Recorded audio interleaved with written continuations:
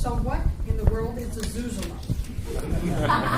Born between the northeast border between Ohio and Pennsylvania, and now in the process of completing what will be my 30-plus move and relocation. Sometimes I feel my life up to this point has been like the Johnny Cash tune. I've been everywhere, man. I'm excited to finally be relocating back to my roots and embracing the new opportunities. Sorry for the small print, and that's the best I could do, but I'm sure we're going to have an exciting time hearing Mike Zuzolo's Icebreaker. I give you Mike Zuzolo.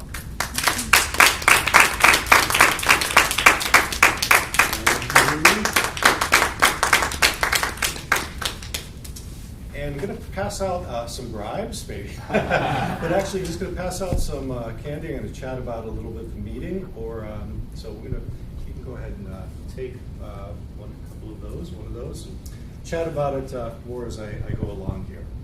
So hello, everyone, and fellow Toastmasters. And we have no guests now. Congratulations, Scott and Taya. So, what is a Zuzolo? So, my last name has been very interesting over the years. I've been blessed with one of those unique last names that a little challenging to pronounce. I've had some very unique interpretations of my last name over the years. Zuzolo, Zuzolo, Zuzolo, and especially the tele-support people, sometimes they get my name. So it's kind of entertaining. And it used to actually, though, drive me nuts as a child.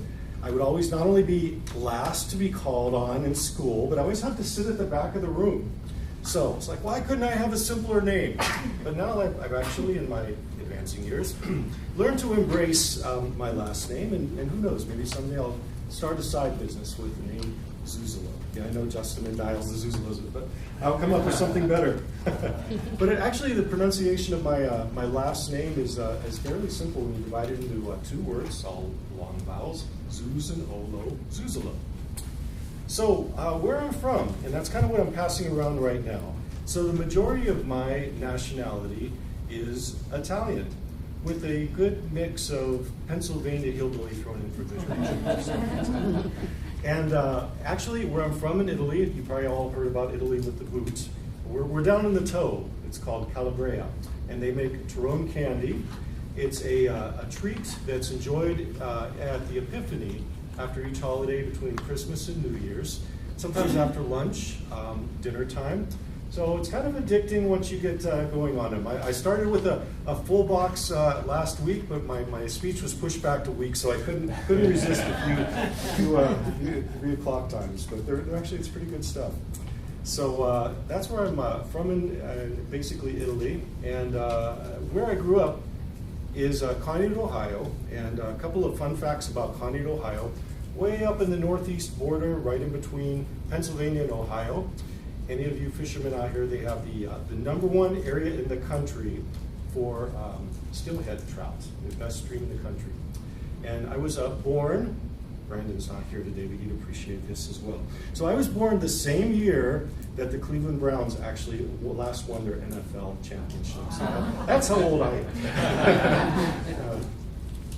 So, a lot of my memories back with growing up in Conneaut, Ohio is there was a wonderful breakwall, and we used to go out fishing on the breakwall, and I never remember catching much as far as the big one, but the stories were really fun to hear from my family, from their antics growing up. So, moving on to my position and why I came back to American Greetings, and hence my Johnny Cash theme song here.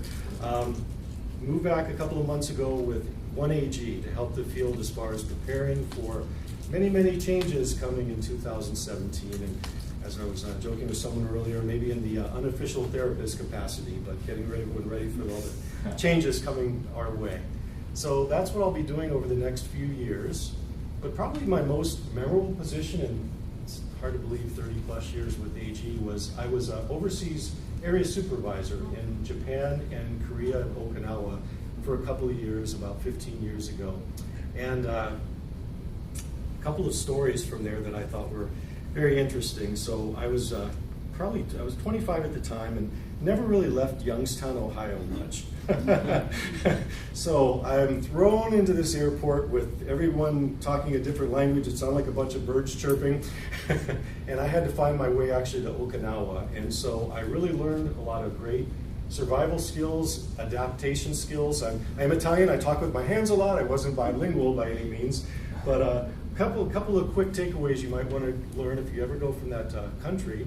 In Korea, please be careful what goes into beef bulgogi, just a small warning there. And in Japan, the miso soup is very, very popular there.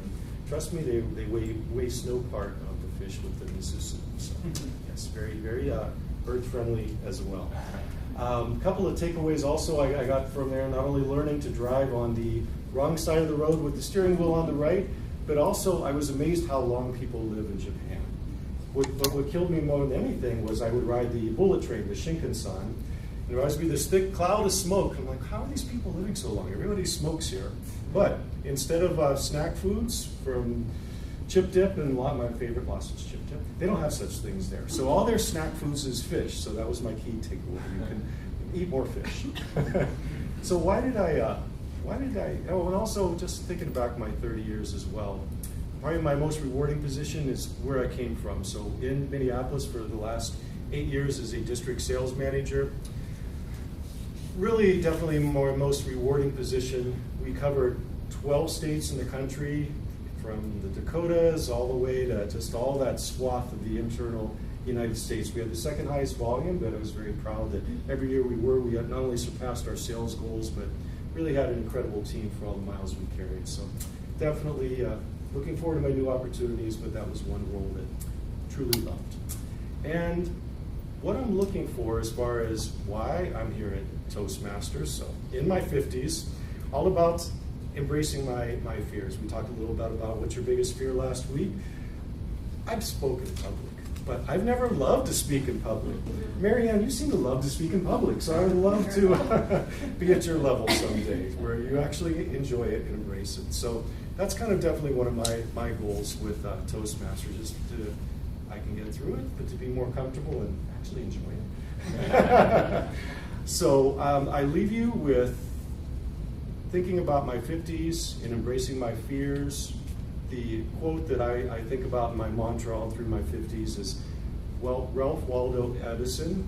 So go out of your comfort zone, do what you're afraid to do, you'll live to tell about it. So thank you, I'm excited to start this journey, and I am finished with my Toastmasters icebreaker speech.